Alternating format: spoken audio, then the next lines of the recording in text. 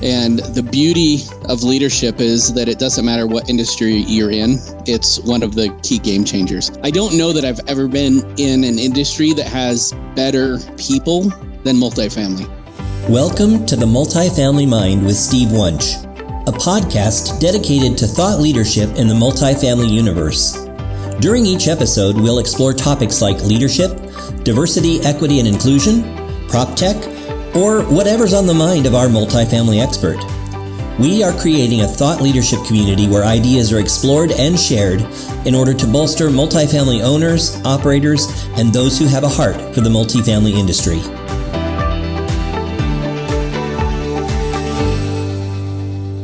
Hey everybody, welcome to today's episode of the Multifamily Mind. I am your host, Steve Wunch. Excited for the conversations today because I've got a gentleman joining who for a number of years has sort of been one of my leadership gurus, not just in the multifamily space, but leadership in general. Really excited to have Peter Lynch joining us today. He's the Chief People Officer at Cardinal Group Companies. He is a noted Fortune 500 global executive who brings a broad expertise across the entire employee lifecycle. He has led Cardinal to 2 consecutive wins in Glassdoor's Best Places to Work, which is an amazing feat, establishing Cardinal as the sole multifamily real estate company ever to accomplish this remarkable achievement. And it earned Cardinal a place among the top 100 large employers in the United States the last 2 years. So congratulations to you and the good work that you guys are doing there. He's known for his impactful storytelling, one of the things I love most about him. And he's taken his message of success through authenticity to leaders and teams on 5 different continents. And back in the day, we actually were on the same learning team at Aimco. I don't even want to say what year that was. Yeah, please don't, Steve. Please don't. Well, welcome to the show. So glad you're here. Yeah, Steve, so great to be here. That likewise, you have always been one of my favorite humans. Love what you're doing in this space. So super excited to have a conversation. Awesome. So, I've kind of alluded to this idea that you're my leadership guru. In our pre-podcast conversation back and forth, you brought up a topic that I really found interesting, and I think it would be a great way for us to kick things off today, kind of looking at the future of work. Things have really changed, especially in the multifamily space over the last 3 or 4 years. And I'd love to kind of hear what's on your mind and your radar in terms of how the work is going to be changing for us. Yeah. Well, again, thanks so much, Steve. First off, thanks for continuing to bring a focus to what I think is one of the most important things that companies do, which is build strong leaders. I've been blessed to work with amazing leaders and awful leaders, as we likely all have. And to me, it is the names won't be mentioned. That's right. We'll protect their innocence. But to me, it is probably the greatest game changer that a company can leverage. And I've had the great privilege of working, for really large companies in financial services and technology and in real estate. And the beauty of leadership is that it doesn't matter what industry you're in. It's one of the key game changers. Yeah. And when we talk about the future of work, the future of work has never accelerated as fast as it has over the last 3 to 5 years. We have made generational changes over the last 5 years in how we work. And we were forced into some of those. But now we're trying to learn what's the new normal, what's the new future, what's that look like? And so things that are constantly in my head are things around the health and wealth of our team members, creating spaces where people feel like they belong and are empowered and excited. And as I always go back to this first thing that I told Alex and the partners at Cardinal when I finally made the decision that I would, leave my startup and I would come and work with this company. And I said no 26 times. And Alex, he's a talent closer. He's amazing. But he had this awesome line because he knew I was out talking about the future of work. And he said, well, do you want to talk about the future of work or do you want to create it? And that really hit me. And I was like, actually, I want to create it. And so when they announced that I was joining the company, it was at Leadership Summit over 4 years ago. And I stood on the stage and I said, I told Alex and I mean this, I only came back because I want to help create a workplace that I would love to send my kids to. I want work to be a place that is enriching and fun and exciting and hard and challenging, all of those things together. And if we win this future of work game, we become companies that not only win on the profit side, on the revenue side, but we win on the human side. And I just had a privilege of talking with Unleash HR, because I'll be a keynote for them in May. And I said the H in HR has never been more important than it is today. So the future of work to me is all about the greatest asset we hold. It's not buildings, it's humans. Yep. For sure. I love it. One of the things that you kind of teed into right off the bat is kind of this idea around the mental well-being of our team members, and how as companies we need to be more cognizant of how we're leading and how that we lead affects people's mental state. What are some of the things that you guys are doing at Cardinal that are kind of contributing to the mental well-being and physical and emotional and social and financial well-being as well? But what are some of the things that you guys are doing that you can share with our listeners today? For sure. I mean, there's a bunch of good things. I mean, let's talk L&D right out of the gate. There was a great stat that said 68% of millennials would leave their current job for another that pays exactly the same if they knew they would get more development. People want to grow. They want to learn. They want to be challenged. They want to grow. So you have to invest in learning and development. Another one is recognition. People want to feel like they have a seat at the table, and they want to understand when they're doing good things or not so great, but you have to recognize team members. So we've been trying to recognize. At Cardinal, we also have a concept that we call red carpet in, red carpet out. And a lot of times, we act all excited when somebody comes in, but when they leave, we're a little hurt. Yeah. And what we've said is your next job might not be at Cardinal, but we hope a future job is. And so we actually have focused on this red carpet out concept. And one of the things that it's led to is we have one of the largest boomerang rates in the space.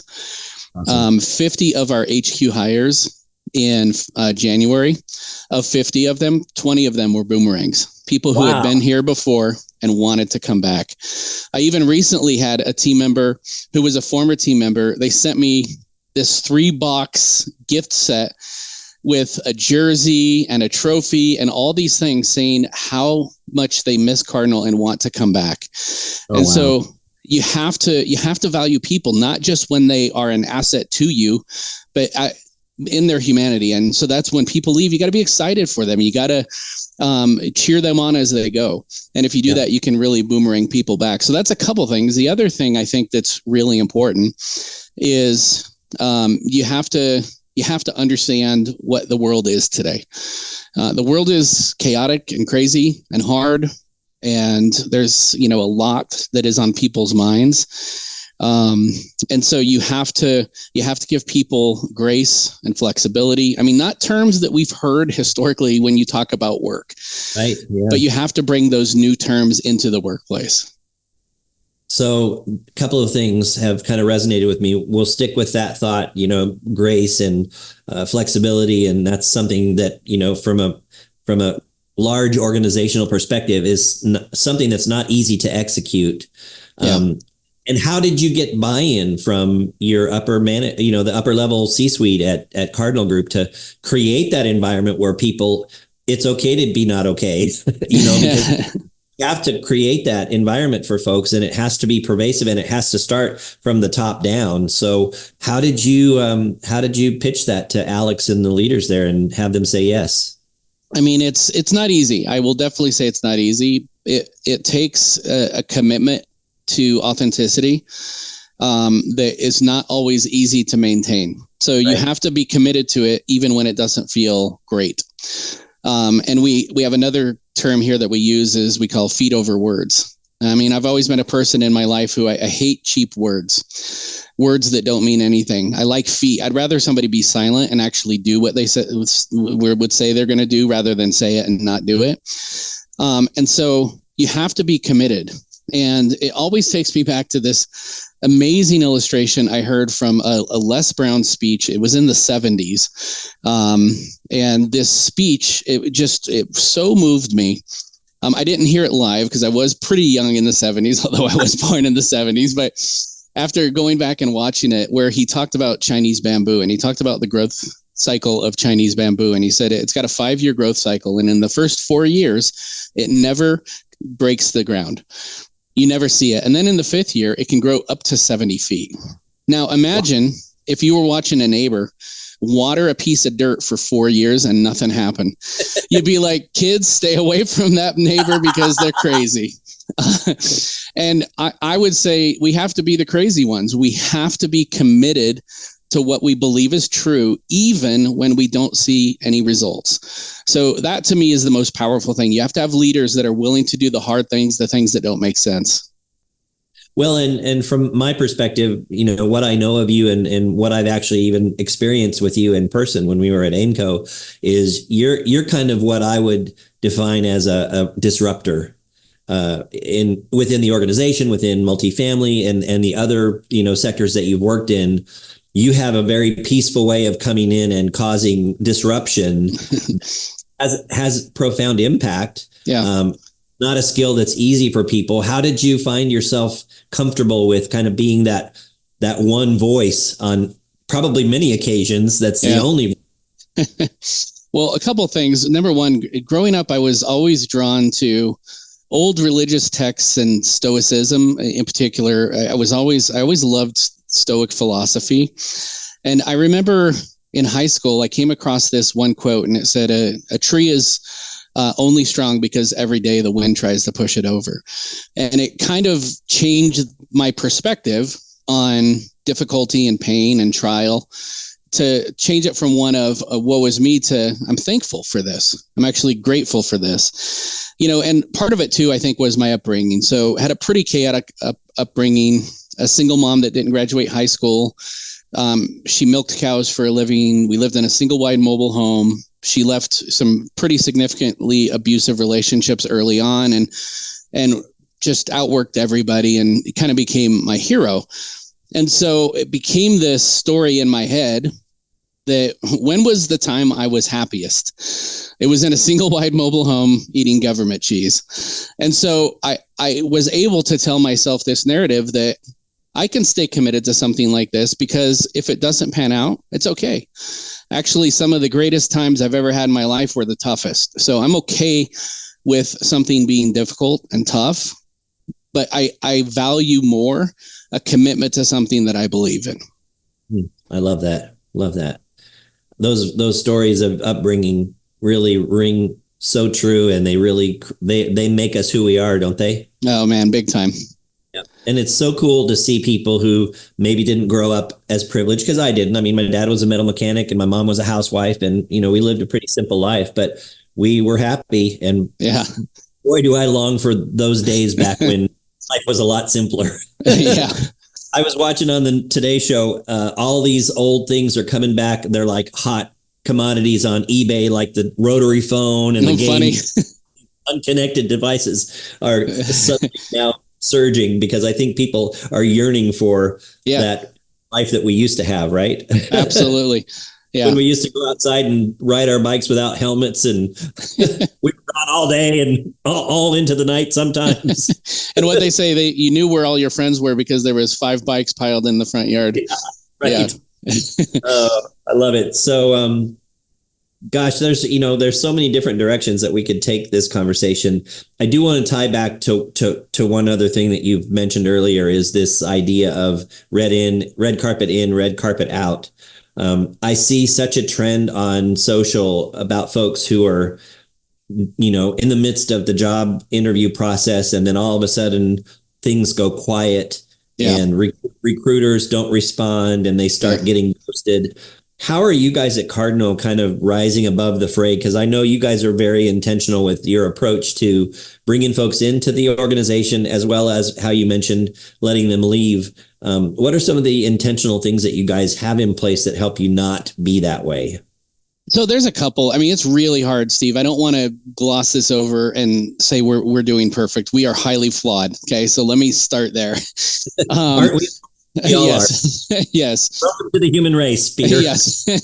So we have a long ways to go, but I'll share some things that we have done that I think are working really well. So number one is, I would say for team members that start with Cardinal, we have an onboarding call every week. And Alex O'Brien, our CEO and co-founder, has committed to deliver on almost every one of those. I'll fill in when he absolutely can't do it, but I'm telling you, it's a handful of times a year. He is always on those. And so, Jason Dorsey did this through Millennial Labs, did a study of team members and what drives their likelihood to stay. And it was really three key things. Number one is they're text ready. Number two is they feel welcomed. And number three is their leader makes time for them. So Alex, in doing that as the CEO, is fulfilling two of those right out of the gate. So I think you have to very quickly make new team members feel like they're a part of something. I think the secondary thing is you have to start to communicate in a timely fashion. And that could be switching to text because it's just more on for them. Some automated responses just so that at least there is a touch point, because people would rather hear something than nothing. I think that's really powerful. And then on the boomerang side, one of the things that we've done is we have automated communications out to team members as they leave. And what we do is we send them an email the week a couple weeks after they leave, knowing that's probably their first week on the new job, and just send them a note and say, hey, we're thinking of you. We know you're going to crush this new role. We hope you learn a ton and have a great experience. If you don't, we're always here. And then we send another email a couple months later. It's like, this is the time when you're overwhelmed. You don't know all the names. You don't know all the terms. It's overwhelming, but just stick to it and you'll be amazing. If you ever want to chat, we're here. So those are like little touch points that, when done authentically, and again, this is the key, they have to be done meaningful. We're not doing this to game the system. We're doing this because we actually give a damn about people. That's why we're doing it. That is amazing. So I hope the folks in our listening audience will follow Cardinal Group. You can see a lot of this culture and this intentional humanity is very prevalent in the posts that you'll see. I love the wrestling belt that you give to people on a regular basis. It makes its way throughout the corporate ranks, and just the way you acknowledge the work that the folks on site are doing is so amazing to watch, and some great practices for our listeners to kind of learn from. I kind of want to shift gears now, Peter, and I want to talk a little bit about Cultivate, because, it's a new venture for the National Apartment Association. It's a leadership specific conference that's designed for kind of the C-level leaders within multifamily organizations. And I know that you're a real driving force behind that. I wasn't able to go last year, was the inaugural session, and I think you got some great feedback. Can you tell us a little bit about what's going on with Cultivate for 2024 and maybe share some little secret? Yeah, absolutely. I'm super passionate about this. When Clark Everett from NA came to me last year to be a part of the Education Advisory Board, I was so excited. Number one, just because I love investing in leaders.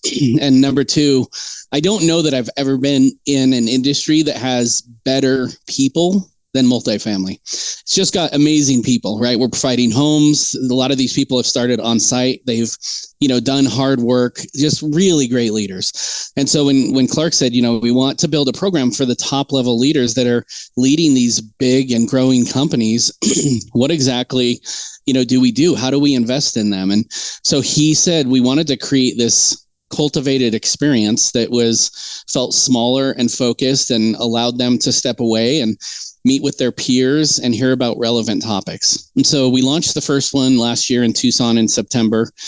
We had, I believe, about 150 top level leaders show up, and it was just amazing. Like we just met again as an EAB to design this year's, and we were going back through the Net Promoter Score and some of the verbatims of what people said.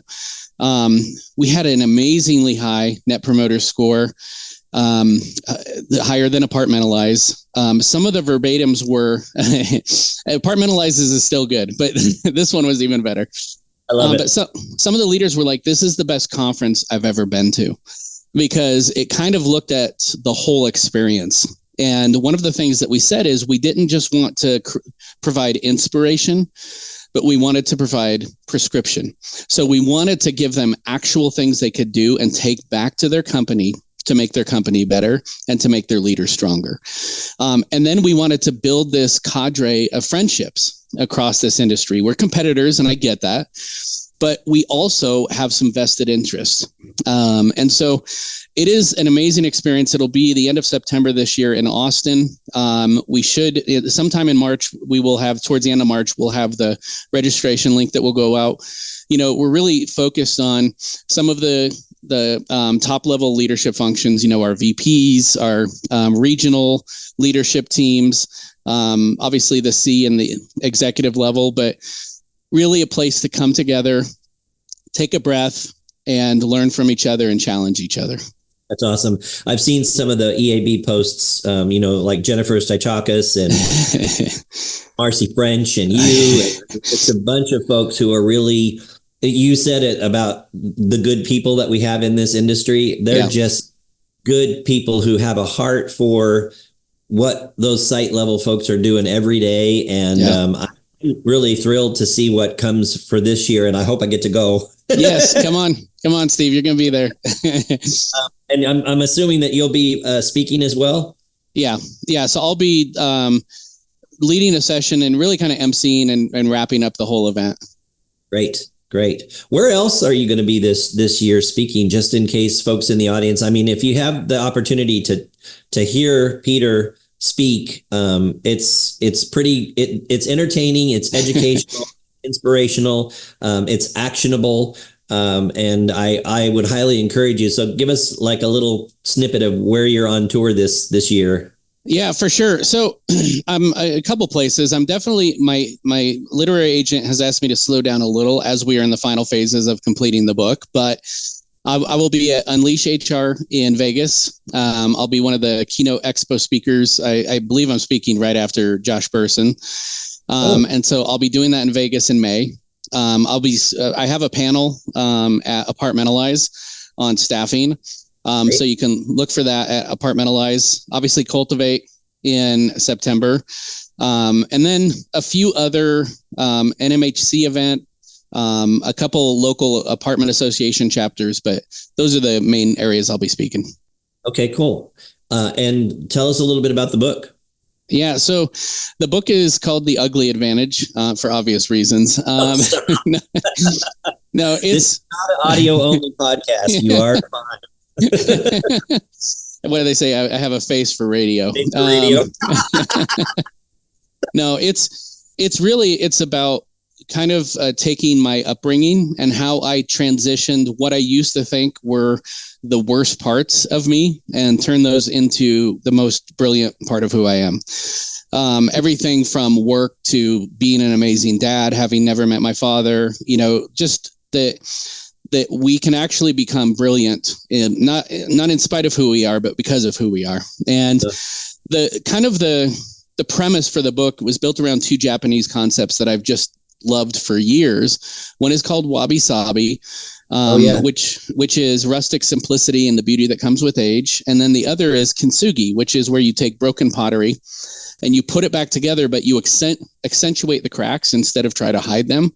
And it becomes this unique, beautiful piece. And so I believe all of our lives are kintsugi lives. You know, they are filled with cracks. And we have seen that what people think you need to do to be successful is to create this perfect and pristine mask.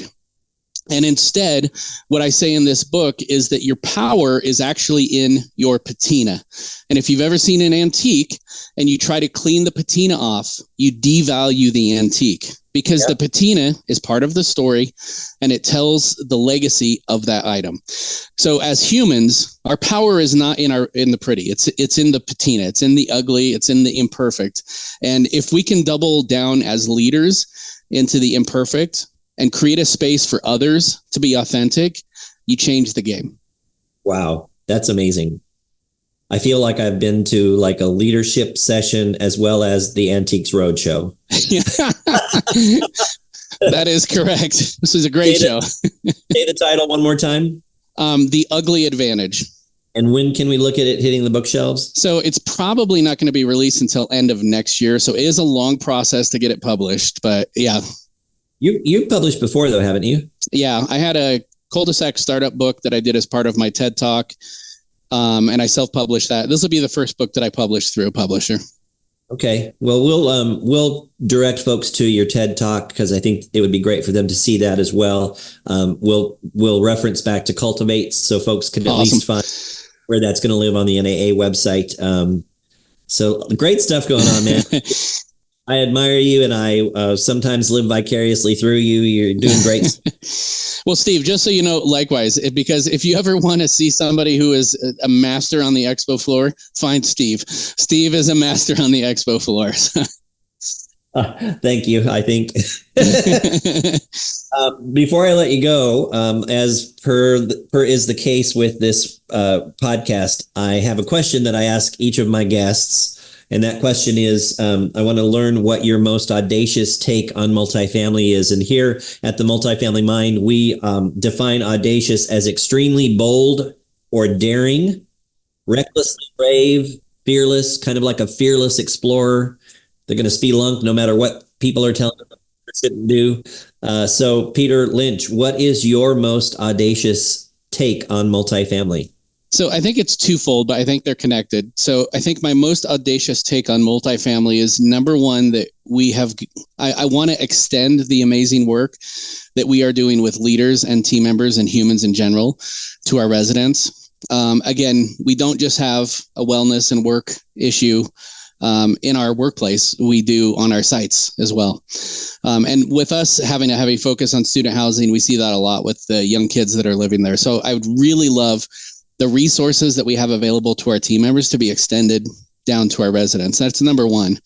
Number two is I'm tired of people overvaluing leaders who have come from tech, the likes of Google or Apple or these big names. I believe if we continue to keep doing what we're doing in multifamily, that we're going to have companies like Google start to say, has anybody looked at multifamily? Has anybody looked at the leaders there? And they're going to try to steal our leaders because we are doing things that they can't even touch. And we're, partly how we do that is we have team members telling the story. And that's why I love Glassdoor so much, because it really is the only award that is, driven by current and former team members telling their story. It is the Yelp of hiring. And I don't know about you, but anymore, before I go eat at a restaurant, I go to Yelp if I haven't been there because I want to see what it's like. Well, guess what Gen Z and millennials are doing right now? They are going to Glassdoor. And I want companies to start to go, who are all these companies that are creating the best workplaces in the world and what are they doing? And that's us. So that is my audacious goal, that we become the tech of talent, and we are where the biggest companies in the world are looking for their talent. Love it. I will stand behind that 110%. I especially love that you keyed into the resident experience. There's so much emphasis placed on the team member and the creating the right kind of culture at work. And there's so much resource put towards that I think we do a disservice when we forget that the reason we're here is because of those folks living in our communities. It really is. And I'll share one last piece on that. When a couple of years ago, we did this thing and we called it Heart of Cardinal. And what we did is we looked for residents telling the story of how amazing a Cardinal team member was. And it was just so cool to hear a resident tell a story about, it was raining, my car didn't start, I couldn't get to work, and I was like at my wit's end. And out comes Charlie, the maintenance team lead. And he helped me jump the car, helped me get ready, held an umbrella for me. That's powerful. That's the kind of stuff that creates people who want to stay living at our sites. And that's just so powerful when you can impact your residents like that. I love it. And I hope the folks listening, especially those that are working on site, really take that to heart. It's not transactional. Everything you do every day, no matter how small or how big it is, has the opportunity to impact the lives of the folks that are living at your communities. And what a great testimony that is to your organization as well as to you as a person. And I love that. Well, one of these days, they're going to come knocking and asking multifamily, what are y'all doing that we're not? That's right. Yeah. Well, I have so enjoyed our conversation today. It's been a pleasure to finally get the chance to spend some time with you. Looking forward to seeing you at Apartmentalize in Philadelphia, and hopefully again at Cultivate. Folks, this has been Peter Lynch joining Steve Wunch here on the Multifamily Mind. We hope you have a great rest of your day, and we look forward to seeing you on our next episode. Cheers, everybody. Thank you for joining us on this episode of the Multifamily Mind podcast, brought to you by SalesMail, the easiest way to send personalized video via email, text, and CRM. To learn more, go to salesmail.com. And remember, always be audacious. Until next time, I'm Steve Wunch. Have a great week.